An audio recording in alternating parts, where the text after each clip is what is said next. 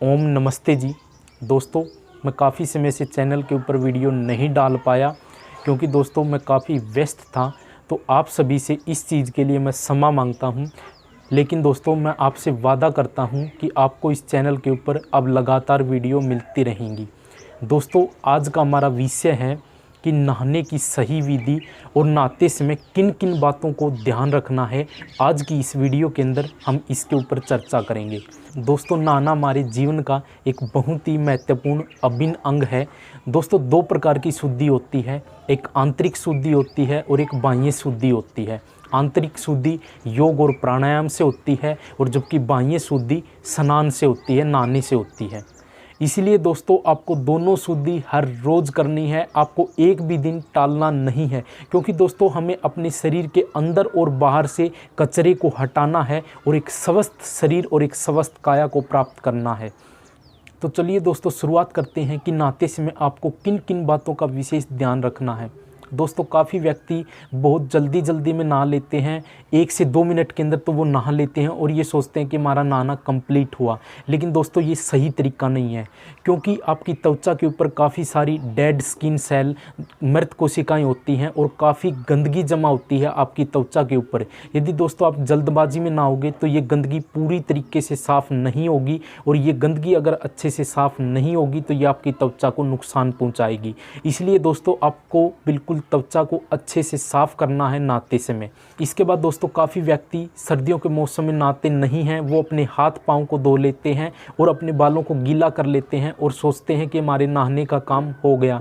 लेकिन दोस्तों नहाना ये नहीं होता। नहाने का मतलब होता है कि आपकी रीढ़ की हड्डी के ऊपर पानी डलना चाहिए। यदि दोस्तों आप इस तरीके से नहाने का गैप करोगे तो धीरे धीरे आपके शरीर के अंदर आलस बढ़ता जाएगा और आपकी जो काम करने की जो क्षमता थी, जो योग्यता थी, जो प्रोडक्टिविटी थी, वो बिल्कुल कम होती चली जाएगी और आपका शरीर ऐसा रहेगा कि बिल्कुल टूटा टूटा सा आपका शरीर आपको लगेगा। यदि आपको बिल्कुल एनर्जेटिक फील करना है, यदि आपको बिल्कुल एनर्जी से भरा रहना है तो इसलिए हर रोज़ आपको नहाना। इसीलिए दोस्तों आयुर्वेद के अंदर हर रोज़ नहाने का प्रावधान है, चाहे सर्दी हो या गर्मी हो। उसके बाद दोस्तों आज के समय में लगभग 90% लोग नहाते समय साबुन का इस्तेमाल करते हैं। दोस्तों साबुन ये केमिकल से बनी होती है। आप एक चीज़ करके देख लेना, जैसे ही आप नहाओगे उसके 10 मिनट बाद आप अपनी स्किन के ऊपर नाखून चला के देख लेना, बिल्कुल एक सफ़ेद सफ़ेद निशान बन जाएगा। इसका मतलब ये है कि आपकी त्वचा के अंदर जो नेचुरल ऑयल है या फिर जो नमी है, इन सब को साबुन धीरे धीरे ख़त्म करती है और आपकी स्किन बिल्कुल रूखी बन जाएगी कुछ समय बाद। दोस्तों साबुन के अंदर केमिकल डाले जाते हैं। यदि दोस्तों आप लंबे समय तक साबुन का इस्तेमाल करोगे तो साबुन आपकी त्वचा को धीरे धीरे ख़राब करती रहेगी और एक समय से पहले आपकी त्वचा के अंदर झुर्रियाँ और आपकी त्वचा बिल्कुल ढीली पड़ जाएगी, जिससे आप यंग एज में ही बूढ़े दिखने लग जाओगे। तो इसीलिए दोस्तों यदि आपने अभी तक साबुन का इस्तेमाल किया है तो इस वीडियो को देखने के बाद आपको साबुन का इस्तेमाल बंद कर देना है। अब बात आती है कि साबुन की जगह हम किस चीज़ का यूज करें। दोस्तों बहुत सारी चीज़ें हैं और देसी चीज़ें हैं जो कि हम साबुन की जगह इस्तेमाल कर सकते हैं। आप मुल्तानी मिट्टी का यूज कर सकते हो। मुल्तानी मिट्टी नहाने से पहले आप 10 से 15 मिनट पहले उसको भिगो के आप पूरे शरीर पे उसको अच्छे से लगा सकते हो और मुल्तानी मिट्टी आपकी त्वचा को कोई भी नुकसान नहीं पहुँचाएगी। आपकी त्वचा के अंदर जो नमी है, जो नेचुरल ऑयल है, उसको बनाए रखेगी और आपकी गंदगी को भी आपकी त्वचा की गंदगी को भी अच्छे से साफ़ कर देगी। आप दोस्तों बेसन का इस्तेमाल कर सकते हो। बेसन और हल्दी दोनों को मिलाकर भी यूज कर सकते हो। इसके अलावा दोस्तों आप मल्टीग्रेन आटा का भी यूज कर सकते हैं, जिसके अंदर काफ़ी सारे अनाज इस्तेमाल किए होते हैं। यदि आप इससे भी रगड़ कर नहाओगे तो ये भी आपके शरीर की गंदगी को बिल्कुल अच्छे से साफ़ कर देगा। दोस्तों काफ़ी सारे भाई बहनों की एक समस्या है कि सर्दियों में उनकी जो त्वचा है वो रूखी हो जाती है, यानी कि उसकी जो नमी है, मॉइस्चर वो ख़त्म हो जाता है। तो आपको करना क्या है, जिस भी बाल्टी में आपका नहाने का पानी है उसमें आप थोड़ा सा दूध डाल लेना और यदि आप उससे नहाओगे तो आपकी त्वचा के अंदर जो भी मॉइस्चर है, जो भी नमी है, वो बिल्कुल दूध बरकरार रखेगा और आपकी स्किन बिल्कुल भी रूखी नहीं होगी। या फिर दोस्तों आप सर्दियों में अपनी स्किन के ऊपर मलाई का इस्तेमाल कर सकते हैं, तेल का इस्तेमाल भी कर सकते हैं। इससे आपके त्वचा को बिल्कुल भी कोई हानि नहीं होगी। दोस्तों नहाते समय आप जितनी भी अलग अलग चीज़ों का, देसी चीज़ों का इस्तेमाल करेंगे, आपकी त्वचा के ऊपर उतनी ही रंगत, उतनी ही चमक बढ़ेगी। या फिर दोस्तों आप इन चीज़ों का इस्तेमाल नहीं करना चाहते और फिर भी आप बिना साबुन के देसी तरीके से नहाना चाहते हैं, तो इसका भी एक तरीका मैं आपको बताता हूं। आप इस तरीके से एक खुरदरा तौलिया ले आना, ये बहुत ज़्यादा महंगा नहीं आएगा, 100-120 रुपये का तौलिया आ जाएगा। आपको इसके 2 टुकड़े कर लेने हैं। मैंने तो इसके 2 टुकड़े नहीं किए हैं क्योंकि मेरे पास दूसरा तौलिया है। तो आपको करना क्या है दोस्तों कि जैसे कि जो आपका पहला टुकड़ा रहेगा, जब आप नहाते समय पूरे शरीर के ऊपर पानी डालोगे, उसके बाद पहले टुकड़े से बिल्कुल अच्छे से पूरी त्वचा को, पूरे शरीर को अच्छे से रगड़ना है।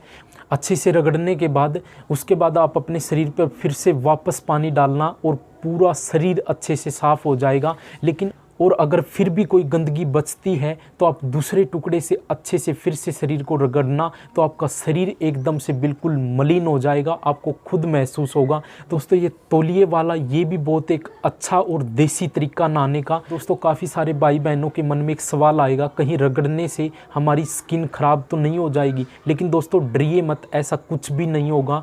मैं लगभग 1.5 साल से इस तरीके से नहा रहा हूँ और मेरी स्किन बिल्कुल भी ख़राब नहीं हुई है। आप देख सकते हो, उल्टी मेरी स्किन के ऊपर चमक बढ़ी है। दोस्तों यदि दिन में आप एक बार ऐसा करते हैं तो आपकी त्वचा को बिल्कुल भी नुकसान नहीं होगा। यदि आप दिन में बार बार ऐसा करेंगे तो फिर आपको नुकसान हो सकता है। तो इसलिए एक बार ही आप इस तरीके से नहाना, तो आपका शरीर एक बार में ही अच्छे से साफ़ हो जाएगा। अब दोस्तों बात आती है कि बालों में कौन सा शैम्पू इस्तेमाल करें। दोस्तों यदि आप मेरी मानो तो कोई भी शैम्पू इस्तेमाल नहीं करना, क्योंकि शैम्पू आपके बालों की जड़ों को कमज़ोर करता है, आपकी बालों के अंदर जो चमक होती है उसको ख़त्म करता है और समय से पहले आपके बालों को सफ़ेद करता है।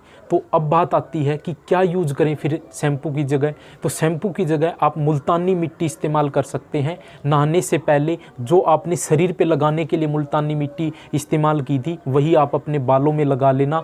और मुल्तानी मिट्टी का दोस्तों कोई भी साइड इफ़ेक्ट नहीं है। आप मुल्तानी मिट्टी को हफ्ते में 3 से 4 बार यूज़ कर सकते हो, या फिर आप पूरे हफ्ते भी यूज़ कर सकते हो, कोई आपको समस्या नहीं आएगी। दोस्तों मुल्तानी मिट्टी से आपके बालों की जो चमक है वो बिल्कुल बरकरार रहेगी। यदि दोस्तों अब बात आती है कि नहाते समय कैसा पानी इस्तेमाल करें, गर्म या ठंडा। दोस्तों आपको गर्मियों में ठंडे पानी का इस्तेमाल करना है और सर्दियों में आप ताज़े पानी का इस्तेमाल कर सकते हैं। ताज़ा पानी ऐसा होता है न तो अधिक ठंडा होता और न ही अधिक गर्म होता। अब बात आती है दोस्तों कि काफ़ी सारे व्यक्ति गर्म पानी से नहाते हैं। दोस्तों आयुर्वेद के अनुसार किसी व्यक्ति को गर्म पानी में नहीं नहाना चाहिए, और यदि कोई व्यक्ति बीमार है तो वो हल्के गुनगुने पानी में नहा सकता है। गर्म पानी में नहाने का आयुर्वेद के अंदर कोई भी प्रावधान नहीं है, तो इसीलिए दोस्तों आपको गर्म पानी में बिल्कुल भी नहीं नहाना है।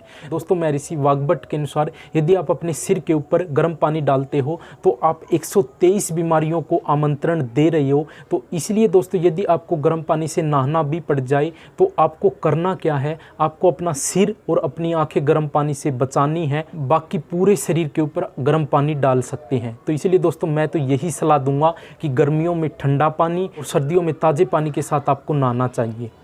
अब दोस्तों बात आती है कि नहाने का सबसे उपयुक्त समय क्या है।